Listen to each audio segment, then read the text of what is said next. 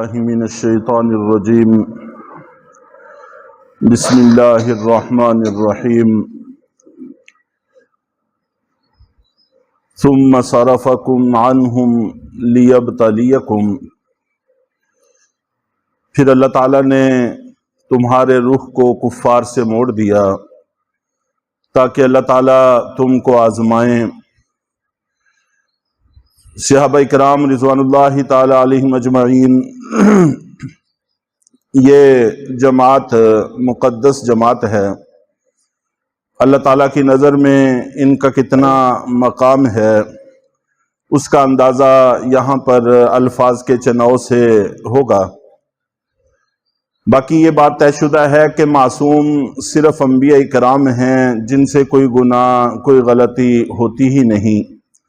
صحابہ کرام رضوان اللہ تعالی علیہم اجمعین یہ معصوم نہیں ہیں، ان سے غلطی ہو سکتی ہے، لیکن ان کی عظمت اور ان کی اہمیت کا تقاضا یہ ہے کہ بعد میں آنے والے لوگ ان پر کسی طرح کا کوئی اعتراض نہ کریں۔ چنانچہ حضرت عبداللہ ابن عمر رضی اللہ تعالی عنہ سے ایک موقع پر حج کے مقام میں کسی نے اعتراض کیا کہ حضرت عثمان غنی رضی اللہ تعالی عنہ ان لوگوں میں سے تھے جو میدان سے نکل گئے تھے۔ تو اس پر حضرت عبداللہ ابن عمر رضی اللہ تعالی عنہ نے یہی بات ارشاد فرمائی تھی کہ اللہ تعالیٰ نے تو ان کو معاف کر دیا ہے، اب تم اللہ تعالیٰ کے بعد ان کے حق میں کون سی ایسی عدالت لگانا چاہتے ہو جس میں ان کا کوئی فیصلہ کرنا چاہتے ہو؟ جب اللہ ہی نے ان کو معاف کر دیا ہے تو تمہیں کیا حق پہنچتا ہے کہ تم کوئی اعتراض کرو؟ تو یہاں پر صحابہ کرام سے غلطی ہوئی، تو اس غلطی کے بعد فرمایا لیبتلیکم، یہ جو مصیبت آئی ہے یہ بطور سزا کے نہیں آئی بلکہ آزمائش کے طور پر آئی ہے۔ یہ اللہ کی طرف سے آزمائش تھی، اور آزمائش اور چیز ہوتی ہے، سزا اور چیز ہوتی ہے۔ اس لفظ کے چناؤ سے بھی اندازہ ہوتا ہے کہ اللہ کی نظر میں بھی صحابہ کرام کا مقام اور مرتبہ کتنا ہے۔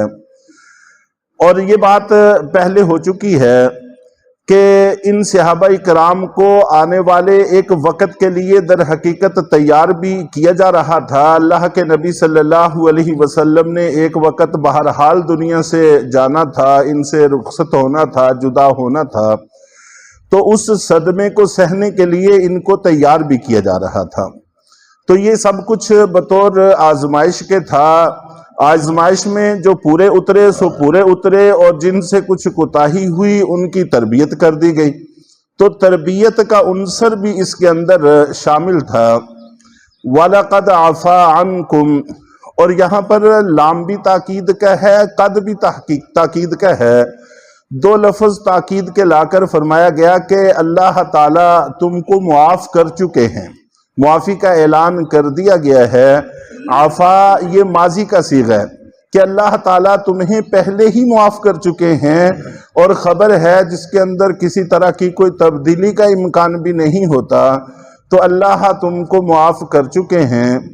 واللہ ذو فضل علی المؤمنین، اور اللہ تعالیٰ ایمان والوں پر بڑا فضل کرنے والے ہیں، مہربان ہیں۔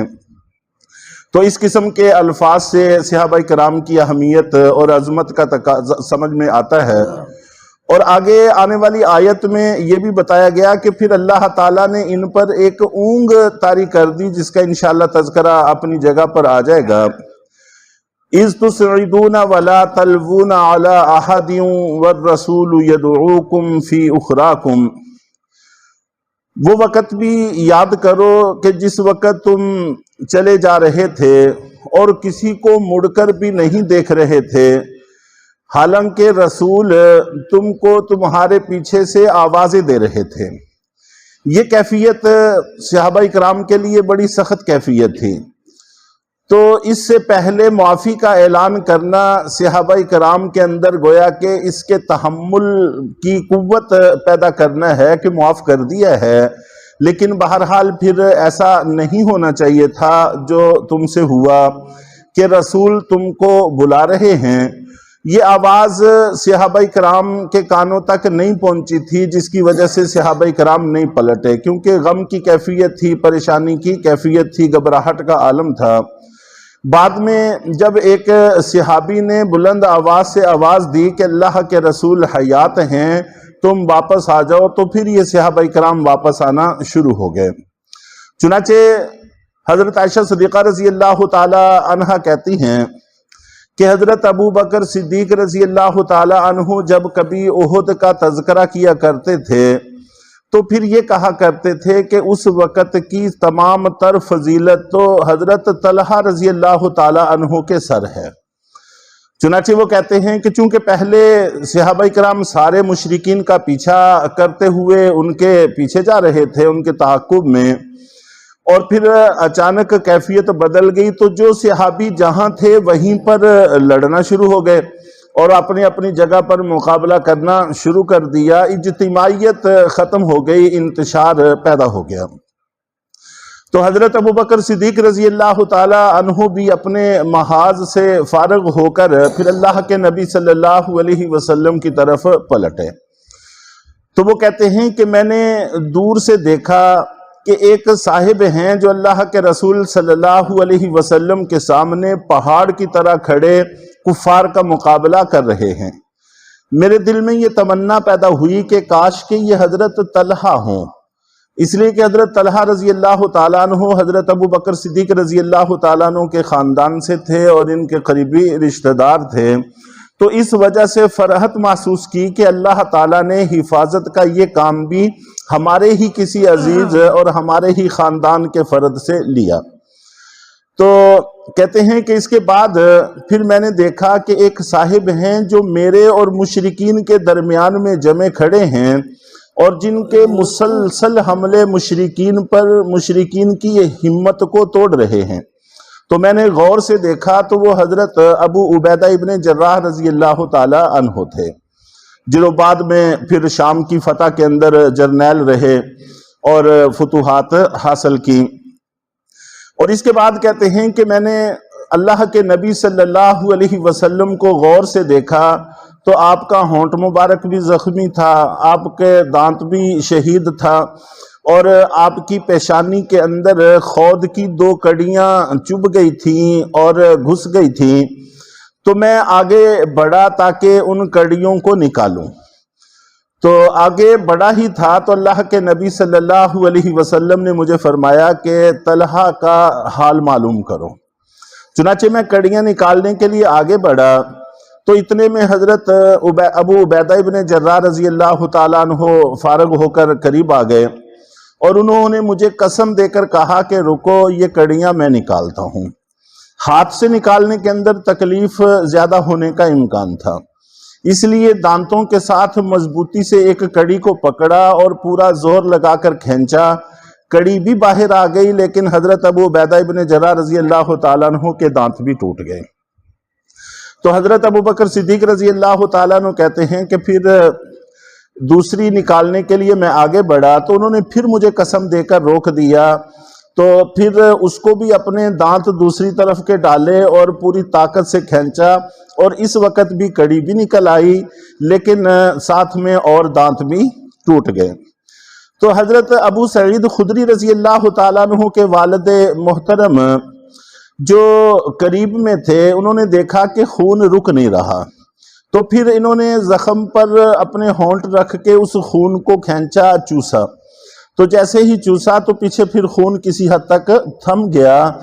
تو صحابہ کرام نے ان کو کہا کہ کلی کر دو، تو انہوں نے کہا کہ خدا کی قسم یہ ممکن نہیں ہے، اور ان کو اپنے پیٹ میں اتار لیا اور پھر مشرکین کی طرف لپک گئے۔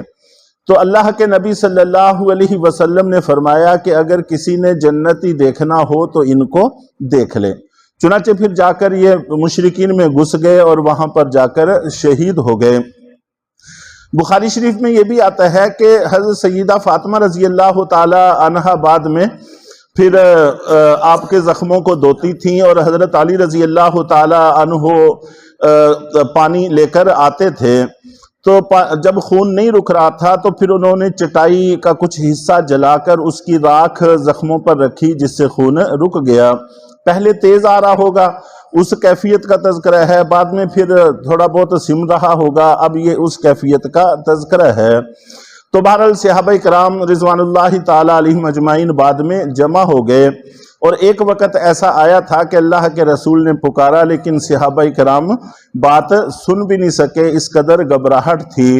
فَأَثَابَكُمْ غَمًّا بِغَمٍّ لِكَيْ لَا تَحْزَنُوا عَلَى مَا فَاتَكُمْ، اور اس کیفیت کے بعد بھی تسلی کی بات ہے انشاءاللہ العزیز، جس کا تذکرہ کل کے درس میں کیا جائے گا۔ تو ایسے قربانی والے صحابہ کرام تھے، اور یہی وجوہات تھیں کہ اللہ کی نظر میں ان کا بلند مرتبہ اور مقام تھا، اس لیے بعد میں آنے والوں کو چاہیے کہ اس مقام اور مرتبے کا پاس رکھیں۔ اللہ تعالی ہم سب کو اس کی توفیق عطا فرمائے۔